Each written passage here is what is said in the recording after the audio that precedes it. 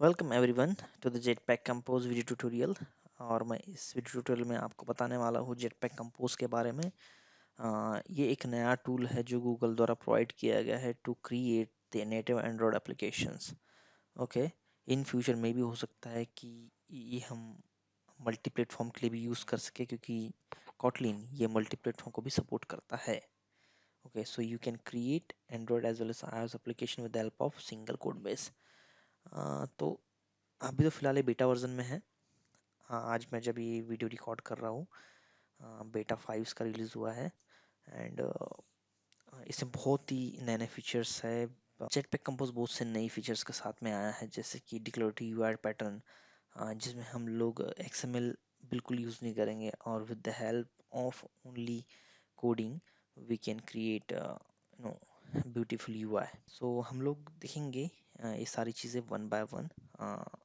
आज ये पहला वीडियो है, इसमें मैं इसका कुछ इंट्रोडक्टरी पार्ट आपको बताने वाला हूँ कि जेटपैक कंपोज क्या है एंड कैसे हम लोग इसको यूज़ कर सकते हैं। So let's get start. What is Jetpack Compose? Jetpack Compose is a modern toolkit designed to simplify UI development. It combines a reactive programming and Kotlin programming language. Means इसका हम use UI development के लिए करने वाले हैं। And इसमें हम लोग रिएक्टिव प्रोग्रामिंग के साथ साथ में कॉटलिन प्रोग्रामिंग लैंग्वेज यूज़ करेंगे, जो काफ़ी कंसाइज है and easy to write kind of programming language है ये। It's also fully declarative, meaning you describe your UI by calling a series of functions that transform data into UI hierarchy. Means इसमें हम लोग जो code लिखेंगे ये fully declarative होगा। मतलब कि हम इसमें जो UI क्रिएट करने वाले हैं वो भी हम कोड लिख के UI बनाने बनाने वाले हैं। अगर आपने फ्लटर पढ़ा है तो सेम वैसा ही। Okay, you don't want you won't be edit any XML layout or directly create the UI widgets. हम इसमें विदाउट XML के UI क्रिएट करने वाले हैं। इसमें हमको बहुत कम कोड लिखना होगा, और ये फुल्ली कोटलिन APIs को सपोर्ट करता है, तो बहुत ही इंटरेस्टिंग होगा। जैसे जैसे हम इस सीरीज़ के बटन तक जाते जाएंगे, हमको बहुत अच्छे से समझ में आएगा कि जेटपैक कंपोज कैसे और कैसे क्या वर्क करेगा। Okay guys, so what's composable functions. Composable function एक नॉर्मल फंक्शन की तरह ही है, बट बट ये फंक्शन एक तरीके से स्पेशल फंक्शन होता है जेटपैक कंपोज के अंदर। मीन्स कोई भी चीज़ हमको एज ए यूआई बनाना है। सपोज अगर मुझे एक बटन बनाना है, सपोज मैंने एक फंक्शन क्रिएट किया, क्रिएट बटन, एंड उसके अंदर मैंने बटन का फंक्शन लिखा हुआ है, फंक्शनलिटी लिखा हुआ है, तो वो फंक्शन एज ए कंपोजेबल होना चाहिए।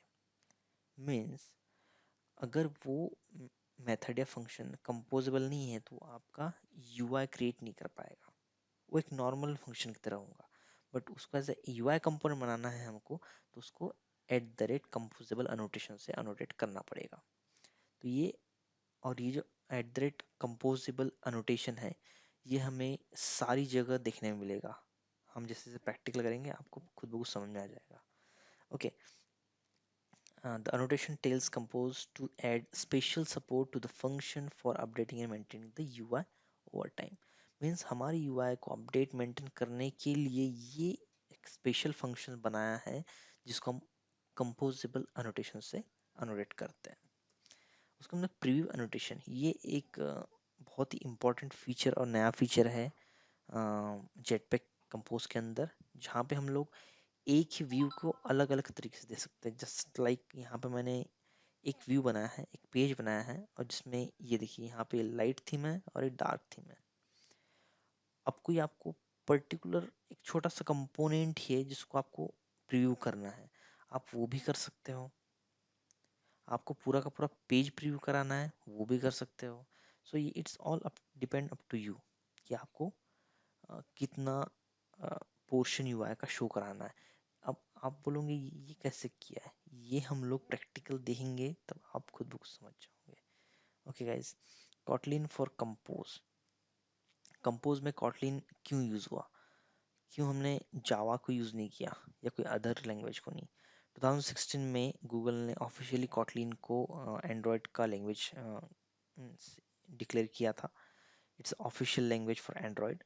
सो जावा हम लोग उतना प्रिफर नहीं कर रहे आज के टाइम में इन 2020 2021।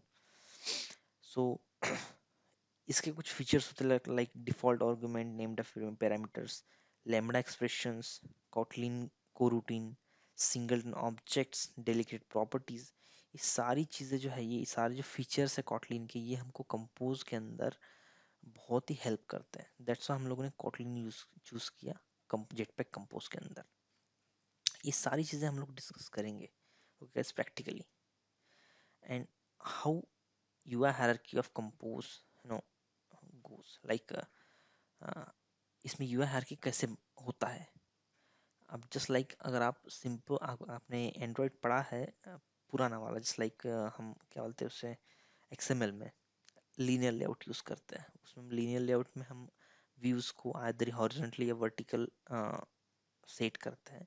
वैसे इसमें जैसे कि यहाँ पे मैंने कॉलम बनाया है, कॉलम एक प्रकार का कंपोजेबल व्यू है ओके। इसके अंदर हम जो भी चीज़ है उसको वर्टिकली सेट कर सकते हैं। टेक्स्ट, फिर यहाँ पे बटन मैंने यूज़ किया है, कॉलम के अंदर पहले टेक्स्ट डाला, फिर बटन डाला, फिर रो डाला, और फिर उस रो के अंदर दो टेक्स्ट और एक बॉक्स है, एक टेक्स्ट है और एक बॉक्स है।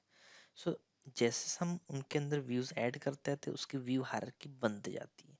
सो ये व्यू हायरार्की कैसे क्या क्रिएट होगी, ये सारी चीज़ यूआई जेटपैक कंपोज का यूआई हायरार्की उसको मेंटेन करता है ओके। सो ये कुछ बेसिक चीज़ें थी जेटपैक कंपोज की जो हमने डिस्कस की, जैसे कंपोजेबल क्या होता है, प्रीव्यू एनोटेशन क्या होता है, यूआई हायरार्की कैसे काम करती है, कॉटलिन का क्या यूज़ है जेटपैक कंपोज के अंदर, क्यों हमने कॉटलिन को यूज़ किया है जेटपैक कंपोज के अंदर। ये सारी बेसिक चीज़ें हमने आज स्टडी किया है।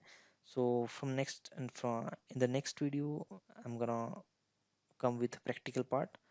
So thank you guys for watching this video, and I hope you will enjoy this video. Thank you guys, bye.